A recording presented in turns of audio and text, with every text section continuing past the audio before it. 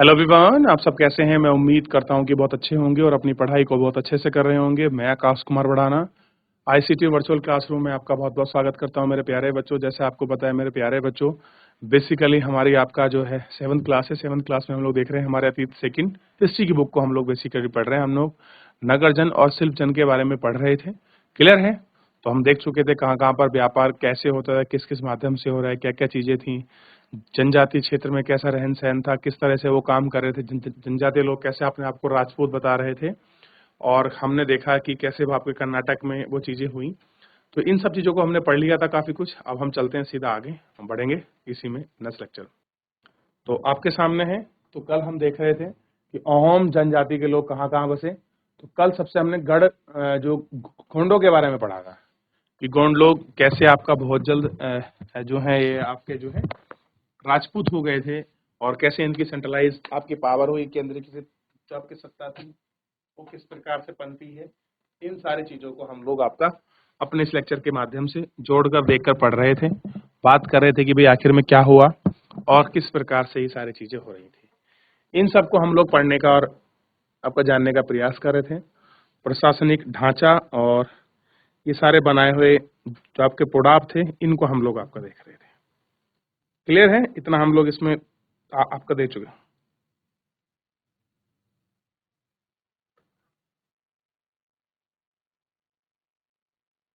देख लिया? चलिए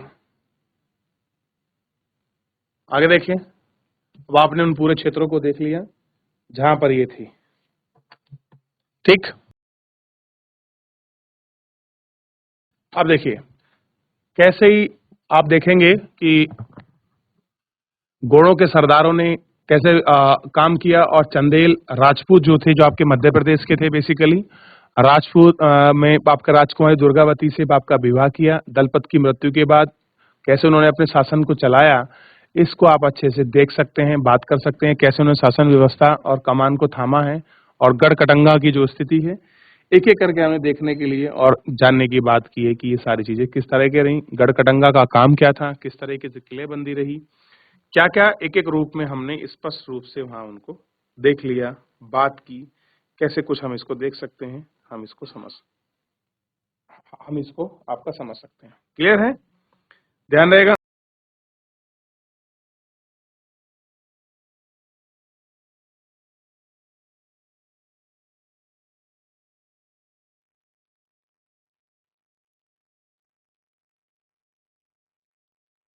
आगे बढ़ जाएं। चलिए आगे बढ़ रहे हैं, और आगे बढ़ते हुए हम एक चीज करके हम लोग इनको देख रहे हैं। ठीक,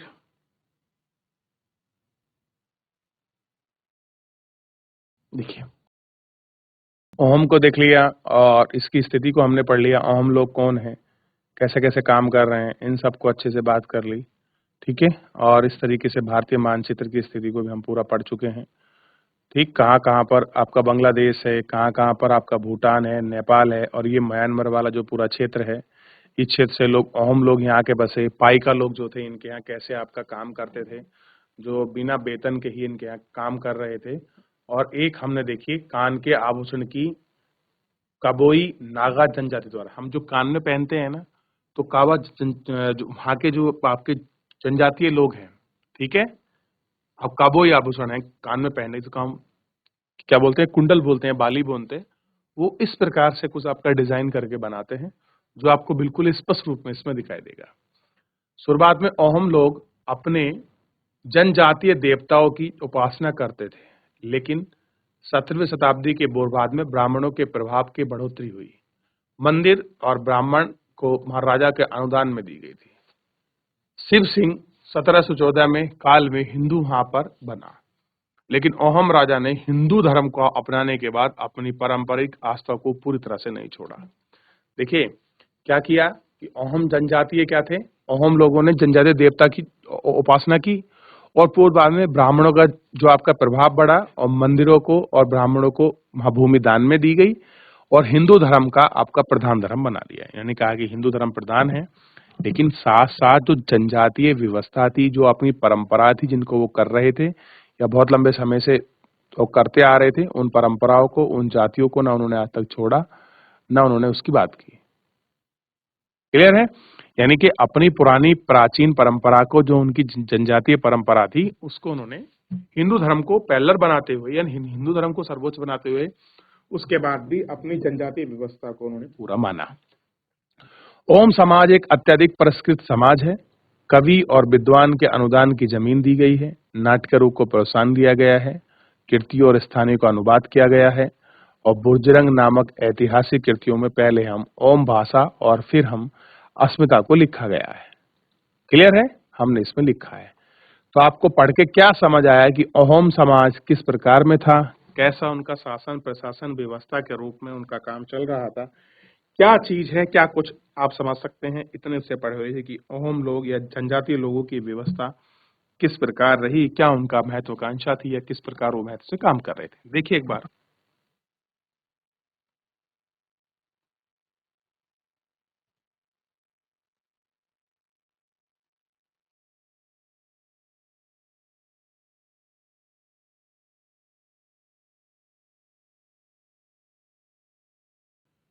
आगे बढ़ के हम लोग देख रहे हैं एक एक करके।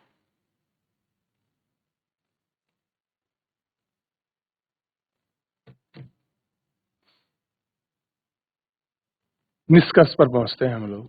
निष्कर्ष, जिस युग में हम आपका चर्चा करते हैं उस युग के दौरान उपमहाद्वीप में सामाजिक परिवर्तन हुआ और वर्ण आधारित सामाजिक जनजाति लोग एक दूसरे के संपर्क में आते थे, आदान प्रदान थे और दोनों तरह के ही अनुकूल बदलाव की प्रक्रिया चली। बहुत सी विभिन्न प्रकार की जनजातियों में उन्हें विभिन्न प्रकार की आजीविका अपनाई। कई जनजातीय समाज आधारित शामिल हो गईं, लेकिन कई जनजातियां हिंदू धर्म में नकार दी गई और उन्हें सुसंगठित प्रशासन के विस्तार क्षेत्र में उनको मदद में मिली। इस तरह से वे राजनीतिक रूप से ताकतवर हो गई और बृहद और अधिक जटिल साम्राज्य के साथ संघर्ष की स्थिति में लड़खड़ा गई। यानी कि लड़ी भी, लड़खड़ाई भी, इनको भी हम आप देखेंगे कि किस प्रकार से ये सारी चीजें आपकी चली और रही हैं। आप इनको अच्छे से देख सकते हैं कि नजदीक से एक नजर हमने देखा था गौण महिलाओं के रंग को और हम वो उनको देख रहे हैं।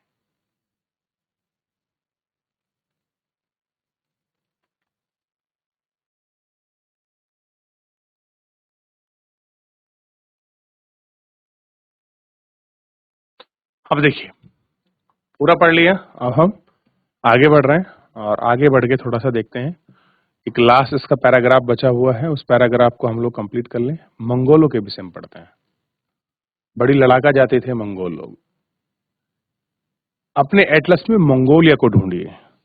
तो आप मंगोलिया को देखेंगे, चाइना से ऊपर का जो पार्ट है उसको मंगोल वाला पार्ट या मंगोलिया कहते हैं।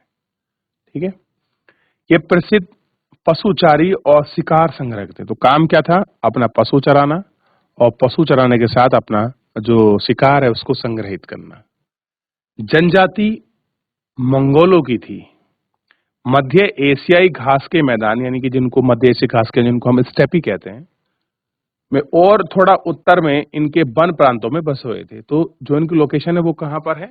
मंगोलिया के हैं, मध्य घास के मैदान हैं और उसके उत्तर में जो है ये लोग अपने पशु चारक और ये जो है शिकार संग्रहक थे। कौन? मंगोल।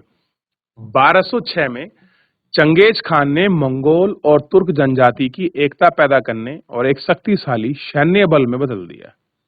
ये जो लोग जनजातीय लोग थे जो काम कर रहे थे, चंगेज खान ने 1206 में क्या कर दिया? इनमें एकता लाई और इनको एक शक्तिशाली संगठन में बदल डाला और अपनी मृत्यु के समय सुविकसित प्रदेश में शासक बने और उत्तराधिकारियों ने एक विशाल साम्राज्य खड़ा किया और इसके अंतर्गत रूस, पूर्वी यूरोप, चीन के मध्य तक खड़ा होकर हिस्सा रहा और मंगोल के पास सुसंगठित प्रशासनिक व्यवस्था थी और ये जनजातीय समूह पर आधारित थी।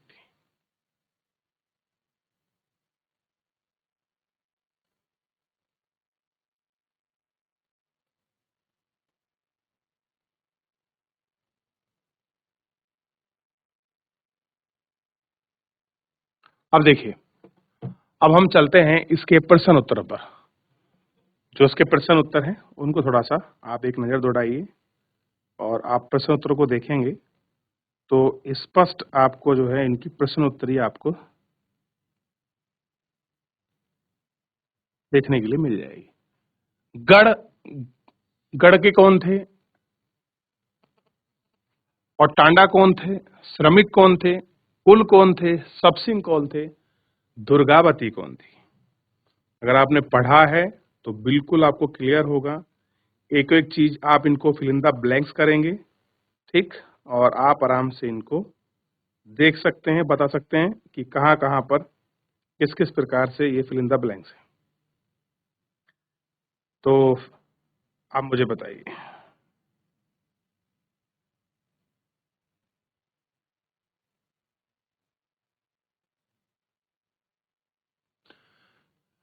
तो सबसे पहले आप इसमें देखिए, इसका आंसर बड़ा सरल है, ऐसा नहीं कि आप नहीं कर सकते, ये तो हमें क्लियर हो गया।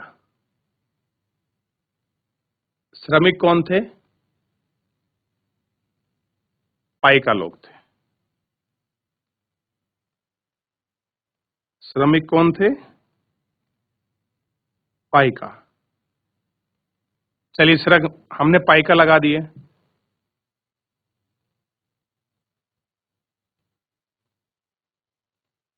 गढ़ का बताइए, गढ़, गढ़ कौन था।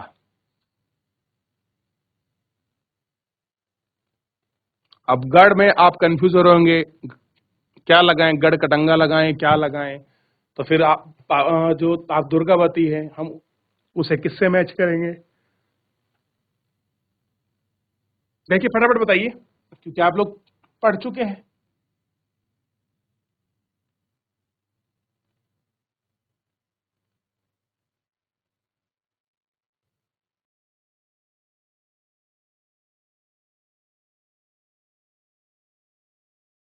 देखिए, तो जो हमारा कटंगा था, ये किससे मैच होगा, कटंगा हमारा होगा 84। क्लियर है। और जो टांडा होता, ये टांडा थे, कारवा था, जो आपका व्यापारियों का जो कारवा था, बेसिकली उनको हमने टांडा कहा। और जो हमारा कुल है, वो कुल खेल में बटा हुआ है, कुल को हमने खेल कहा। आप पढ़ोगे तो ऐसा नहीं है कि कुछ भी आपको ना मिले या स्पष्ट ना हो, ऐसा हो ही नहीं सकता। शिव सिंह अहोम राज्य, और दुर्गावती कहाँ थी, गढ़ कटंगा की रानी। तो ये इस प्रकार का फिल इन द ब्लैंक्स है, या मैच है, सॉरी मैच है। फिल इन द ब्लैंक्स आ गए, ये क्या है, ऐसा मैच है।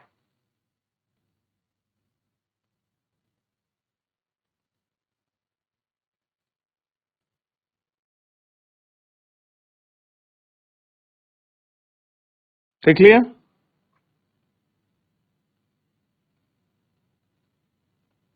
अब ये है फिल इन द ब्लैंक्स। वर्ण के भीतर पैदा हुई नई जाति, अगर कोई वर्ण है उसके भीतर कोई पैदा हो गई है नई जाति, उसको देखना है। नई जाति क्या कहलाई, ये आपको बताना है। अहोम लोगों द्वारा लिखी गई ऐतिहासिक कृति, ये क्या है, ऐतिहासिक कृति को क्या कहा गया।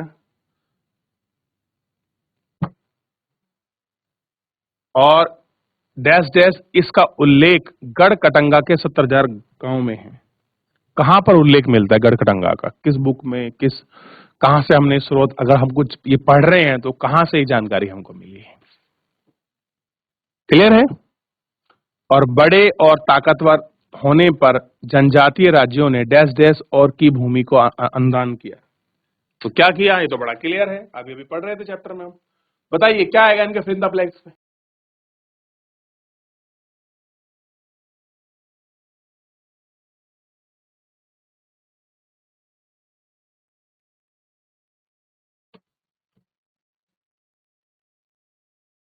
चलिए तो आइए हम इनको सबसे पहले देखते हैं।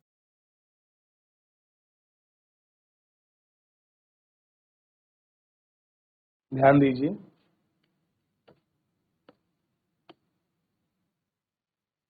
सबसे पहले देखिए, वर्गों के भीतर पैदा हुई नई जाति क्या कहलाई। तो जो हम देख रहे थे,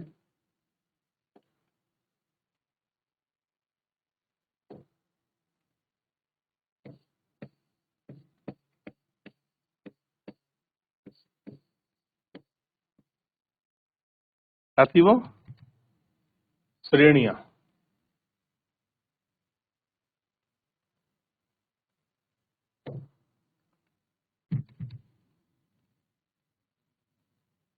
क्या थी? श्रेणियां। क्लियर रहेगा? दूसरों में ओहम लोगों द्वारा लिखी गई ऐतिहासिक कृति थी बुरंजी। और ये कटंगा के 70,000 गांव का उल्लेख कहां से मिलता है? तो अकबर नामा। कहां से मिला? अकबरनामा। बड़े और ताकतवर होने के पर जनजातीय राज्यों ने मंदिर बनवाए और ब्राह्मणों को भूमि अनुदान में दी। तो अभी लास्ट में तो पढ़ रहे थे, मंदिर निर्माण और दूसरा ब्राह्मणोदय, ब्राह्मणों को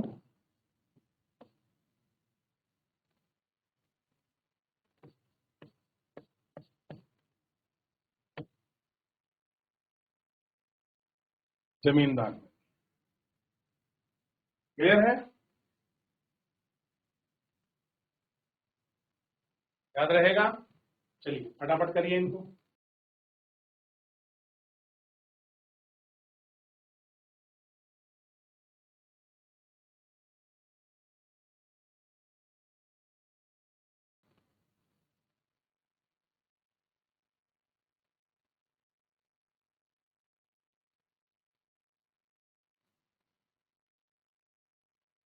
देखिए कुछ भी ऐसा नहीं है जो आपने चैप्टर में ना पढ़ा हो, सब कुछ आपके चैप्टर में ही था। हम श्रेणियों को देख रहे थे, जो व्यापारी वर्ग थे, यही श्रेणियां आगे चल के टांडा कहलाई। क्लियर हुआ? बुरजंगी जहां उनका इतिहास लिखा है, अकबरनामा में तो पढ़ा है हमने सब चीजें। फिर मंदिरों का निर्माण भी देखा और ब्राह्मणों को भी देखा।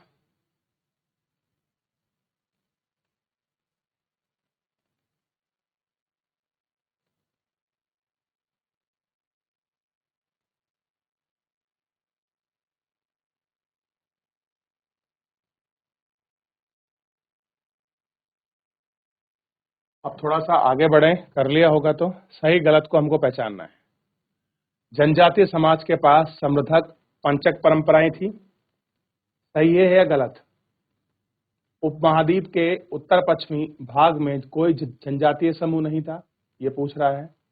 गोंड राज्य के अनेक महानगरों का आपका कर मिलकर 84 बना।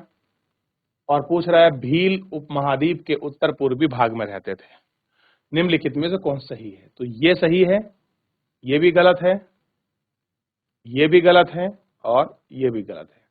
अब आपको खोजना है कैसे गलत है, क्यों गलत है। आप इनको देखेंगे तो आपको क्लियर हो जाएगा कि आखिरकार ये गलत क्यों थे। क्लियर है? तो आप एक बार नजर दौड़ाइए, आपको स्पष्ट होगा कि ये आखिर में क्यों गलत हुए। क्लियर है? तो हमने चैप्टर को समाप्त किया, सही जोड़े बनाए हमने, फिल इन द ब्लैंक्स किए और सही गलत को भी हमने पढ़ा। चलिए तो फिलहाल आज के इस लेक्चर में इतना ही करेंगे, मिलेंगे नेक्स्ट लेक्चर में। धन्यवाद।